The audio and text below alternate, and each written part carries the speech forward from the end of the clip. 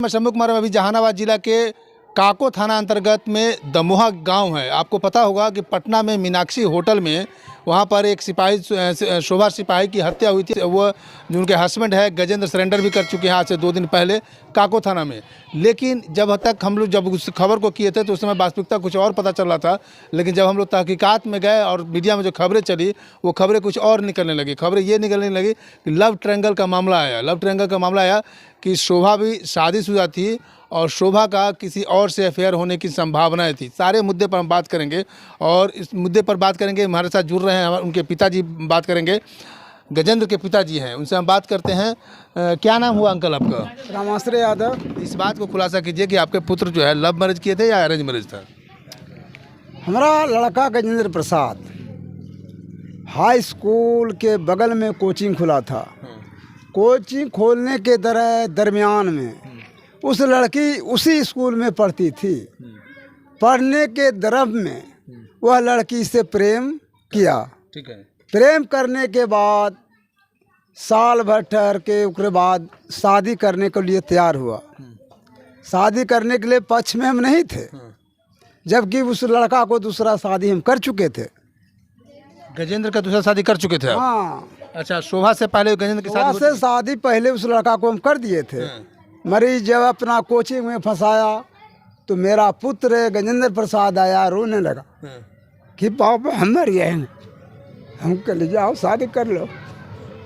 शादी करने के दरमियान में हमारे दरवाजा पर एक दिन नहीं आया। जब ये लव मैरिज हुआ तब? जी। आता था जहानाबाद डेरा में रहता है, पटना रहता है। अच्छा, गजेंद्र आपका बेटा भी? जी। ठीक है। हम लोग जब शादी किया तो हम अपने बड़का पुत्र को पुतोह के और छोटका के दोनों अलग अलग घर हम बांट दिए। ठीक है। घर बांटना, हम बुढ़वा बुढ़िया दूसरे जगह रहे। ठीक है। हम अपना जहाना चल गए डेरा में, वहाँ रहने लगे। फिर भी देखे कि कुछ पैदा होता है, करता है खेती बाड़ी, मगर दोनों के खेती अपना आधा आधा बांट दिए। हम एक कट्ठा भी नहीं रखे। सभी पंच को कहलाम था कि आपको पीसी मिलता, बुढ़वा बुढ़िया दोनों इससे खाना है। हम अपना अलगे रहेंगे, बुढ़वा बुढ़िया खाया। एक बच्ची भी जरागो था नतनी, उसको हम ही साथे रखे हुए हैं। वो दोनों मांग मरद के यहाँ पता नहीं है।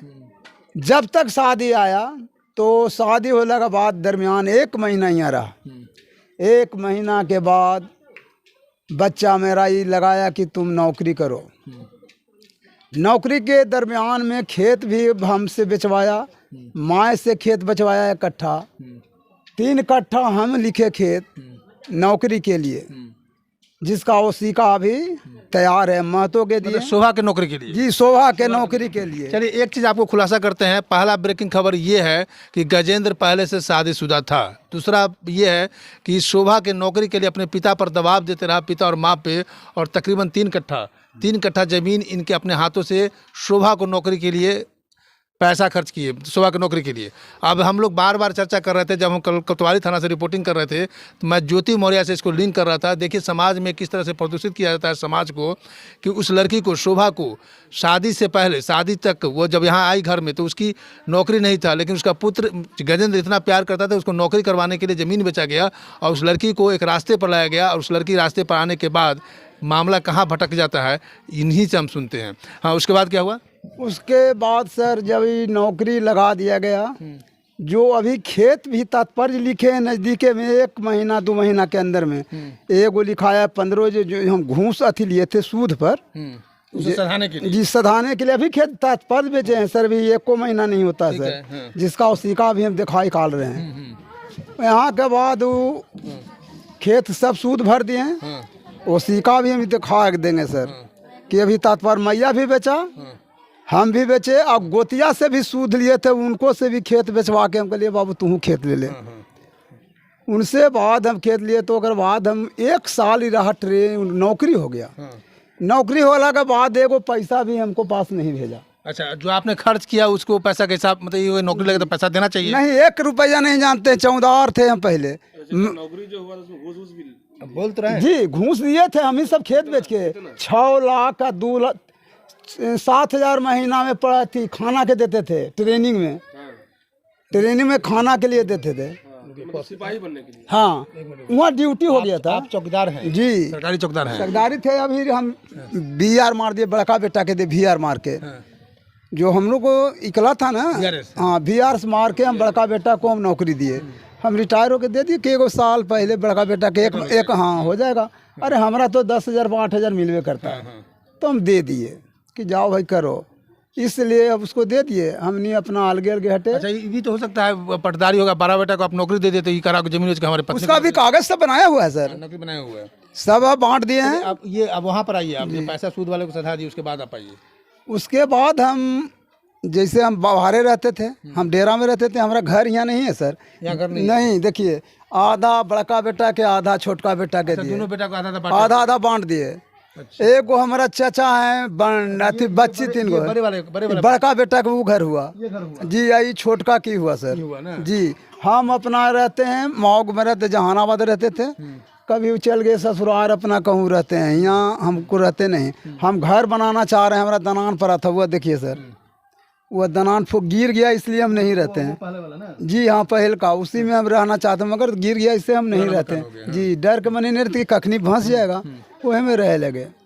इसके बाद बेटा को जब हम यहाँ थे, और अथियो दिखा दियो, कागज भी है एगो, हॉस्पिटल में हम 19 तारीख के भर्ती थे। हमका अथी है, कैंसर के बीमारी है सर। कैंसर के बीमारी के लिए हम इनको गजेंद्र प्रसाद को हम भेजे थे दिल्ली। अच्छा, दवा लाने के लिए। दवा लाने को गए तो फ़ोन उठाए तो फ़ोन उठ ही नहीं रहा था। गजेंद्र के हमको होश हो गया कि भाई है कहाँ वो। बिहने ही हो के 2:30 बजे 19 के 2:30 बजे काको थाना हमको रिपोर्ट दिया कि जी आपको पुतो शोभा देवी पति गजेंद्र है, नौकरी लगा था। हम बोले हाँ सर, हमारा तो पुतो नौकरी में है और ड्यूटी में पटना था।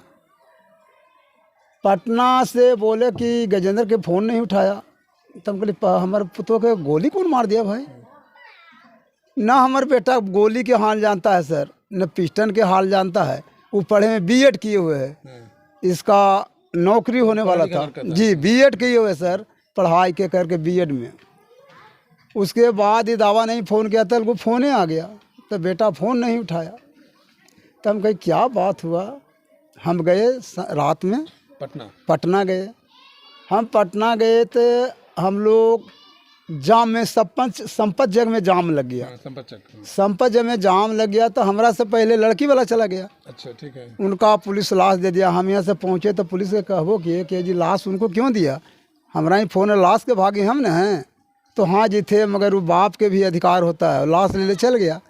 समधी साहब के फ़ोन किए कि भैया मेरा उत्तरी भेज दीजिए घरे, हम काम क्रिया करेंगे। वह कहा कि ना हम अपने काम क्रिया करें। अब फिर फ़ोन किया है बीच बीच में भी, हम बताबो कौन कौन तारीख के समझी फ़ोन किया है। वह कहता है कि हमको पति नतनी के नाम से पूरा खेत लिखो। अच्छा, अब आपको ब्लैकमेल कर रहे हैं जी, ब्लैकमेल कर रहा है कि हमारा पुत्री के नाम अति नतनी के नाम से पूरा खेत लिख दो। पूरा लिखाएगा तो उनके हिस्सा का ना? हाँ, हिस्से का नहीं लिखेंगे, सब हम लिख देंगे। हमारा सब खेतवे है, जमीनों बेच के आप नहीं। हाँ जी, जमीन अभी वसीका दिखावेंगे सर भी। तैयो के लिए हम कहली कि नहीं, तो बुलाया कि तू आप, हम कहली तू हमारा नाम दे दिया तो हम कहे जाएंगे तो रहीं। नाम नहीं देता तो हम लाश लाते, घरे जाते, सब ले आते, नतनी भी है। उसके बाद वो नहीं माना, हम चले आए। बच्चा को दीपक रोज देते रहता हमारा फ़ोन पर कि तुम्हारा को नाती है जरे को हमारा यहीं रहता है, तुम्हारा नाती के मार देंगे। हम कहली यार तुम मारो ना भाई, तू आके जरा देखो आके